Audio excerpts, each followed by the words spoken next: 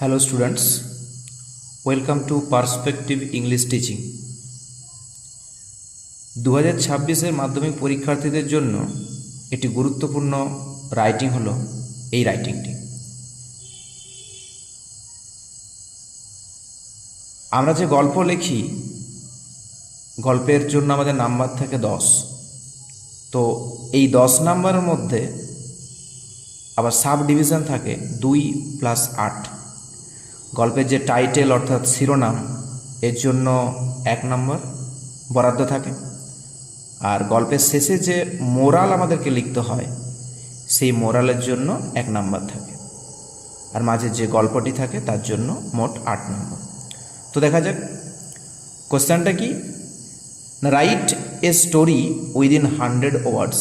100টি শব্দের মধ্যে একটি গল্প লেখো by using the following points. নিম্নলিখিত পয়েন্টসগুলোকে ব্যবহার করে। তো দেখা যাক পয়েন্টস কি রয়েছে।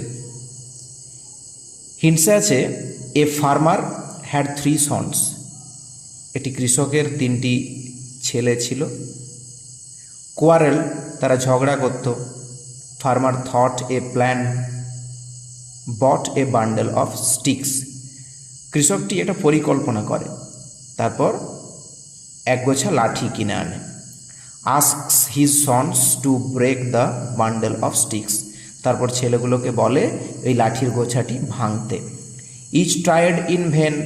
প্রত্যেকেই বৃথা চেষ্টা করে। untied the bundle। তারপর ওই কৃষকটি ওই লাঠির গোছাটিকে খুলে দেয়। easily broken। তারপর লাঠিগুলো সহজেই ভেঙে ফেলে তারা। farmers advice। তারপর কৃষক তার ছেলেদেরকে কিছু উপদেশ দেয়। তো দেখি গল্পের উপযুক্ত একটি শিরোনাম যেটা আমি বেছে নিয়েছি, ইউনিটি ইজ স্ট্রেংথ, অর্থাৎ একতাই বল। Once there lived a farmer in a village.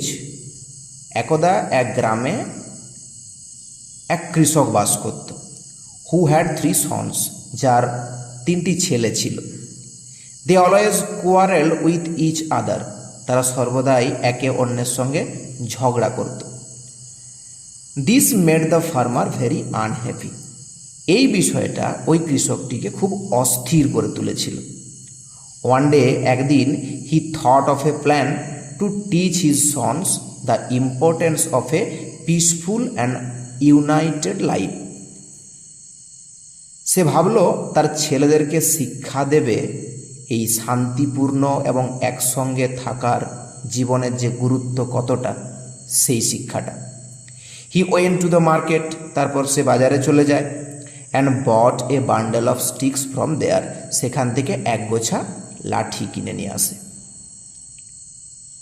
দেন, তারপর he call his sons and shed.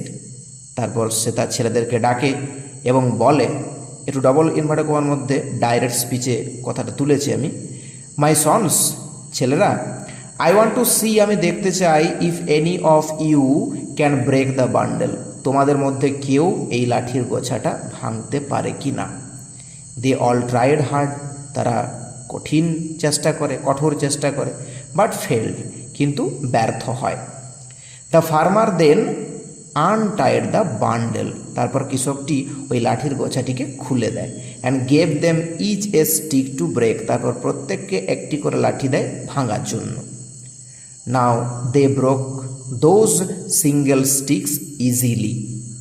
এখন তারা সহজেই ওই লাঠিগুলো ভেঙে ফেলে। স্মাইলিং, তারপর হেসে, দ্য ফার্মার সেড, ওই কৃষকটি বলে, সি, দেখো, this is called the strength of unity. একেই বলে একতার বল। ইফ ইউ স্টে ইউনাইটেড, যদি তোমরা একত্রে থাকো, নোবডি ক্যান হার্ম ইউ, কেউ তোমাদের কোনো ক্ষতি করতে পারবে না। আদারওয়াইজ, অন্যথা, your foes will destroy you easily, তোমার শত্রুরা তোমাদেরকে সহজেই ধ্বংস করে দেবে। আফটার দ্যাট, তারপরে, the sons learn a good lesson. তার ছেলেগুলো একটা ভালো শিক্ষা গ্রহণ করলো তাদের বাবার কাছ থেকে। And never quarrel again. তারপর থেকে তারা আর কোনোদিন ঝগড়া করেনি নিজেদের মধ্যে।